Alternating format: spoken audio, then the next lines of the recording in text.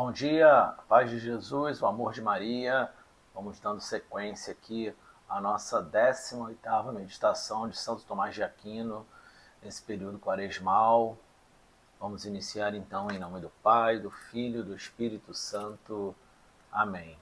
Sábado, depois do segundo domingo da Quaresma, a paixão de Cristo obrou nossa salvação a modo de redenção.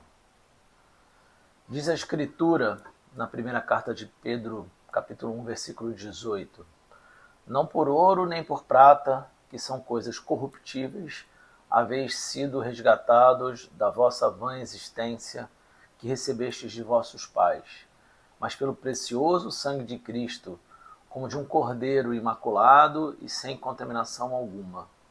Noutro lugar, vai dizer São Paulo em Gálatas 3, versículo 13: Cristo nos remiu da maldição da lei, feito ele mesmo uma maldição por nós. E dito do apóstolo, feito maldição por nós, significa que ele sofreu por nós lá na cruz, lá no madeiro. Logo, sua paixão nos remiu.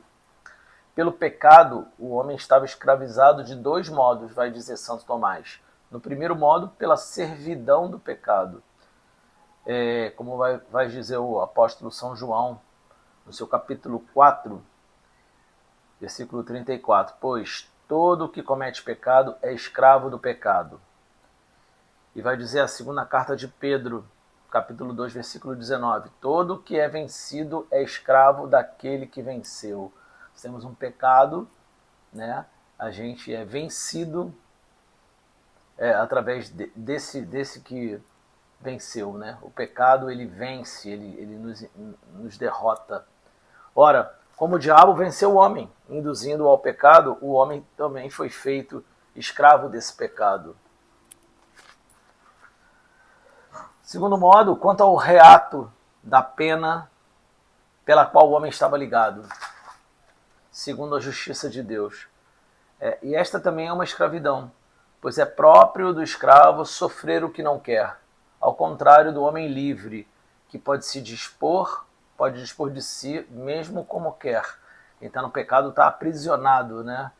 E quem está livre, o homem que está livre, pode se dispor da maneira que quiser.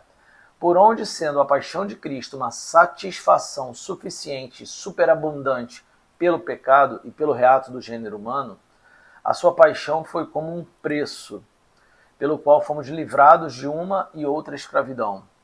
Assim, a satisfação pela qual fazemos por nós ou por outrem é considerada um preço pelo qual nos remimos do pecado e da pena, segundo a Escritura. Em Daniel, capítulo 4, versículo 24, vai dizer: redime os teus pecados com a esmola.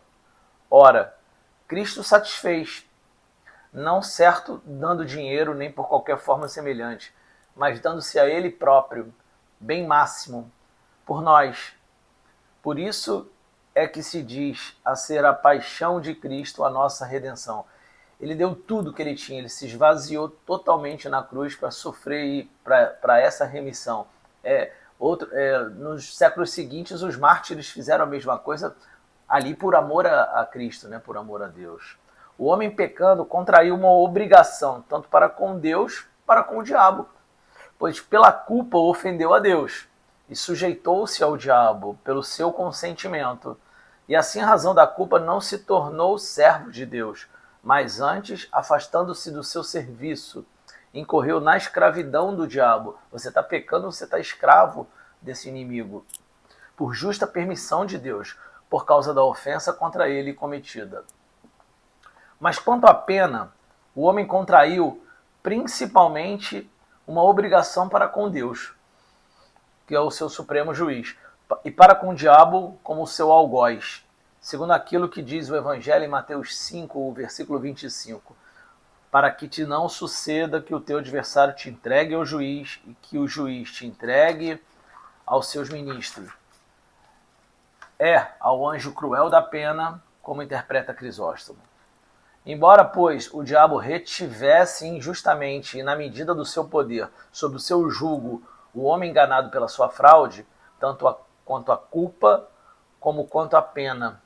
Contudo, era justo que que isso o homem sofresse por permissão de Deus quanto à culpa e pela ordem do mesmo Deus quanto à pena. Quer dizer, não foi o castigo de Deus, né? Foi a permissão de Deus para que ele sim sofresse, né? E depois também por justiça, mas também pela culpa, né? Pela ordem que o mesmo Deus fez como se fosse uma pena.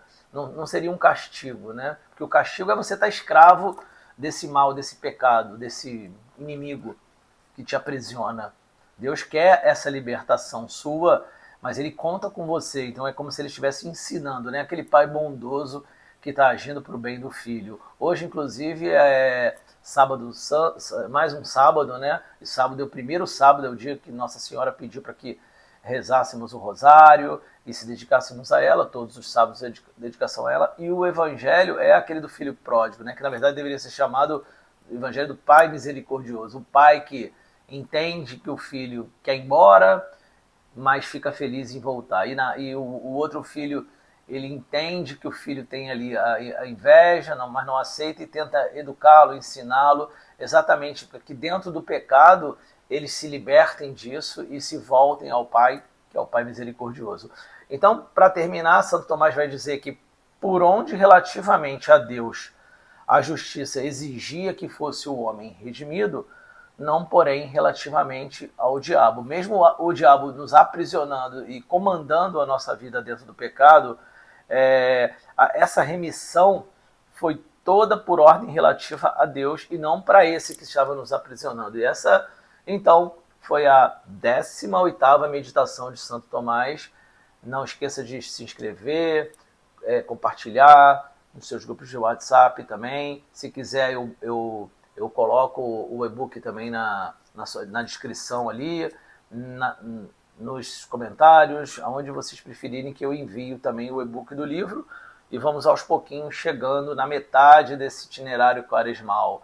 Lembra que a gente já vem comentando aos poucos na página, principalmente na página do Instagram. Quem não nos segue lá, vai nos seguir, que a gente vai entrar, após a quaresma, num livro incrível de São Francisco de Sales. Vamos fazer em breve um estudo rápido, uma meditação sobre o que é o livro e sobre a vida de São Francisco de Sales, esse grande santo que num momento até difícil da igreja se tornou um amigo de Deus, né? E escreveu esse livro tão brilhante, não só para as almas devotas, mas para as almas que querem essa devoção. Mais para frente a gente explica mais. Muito obrigado a todos que chegaram até aqui e que Deus sempre vos abençoe.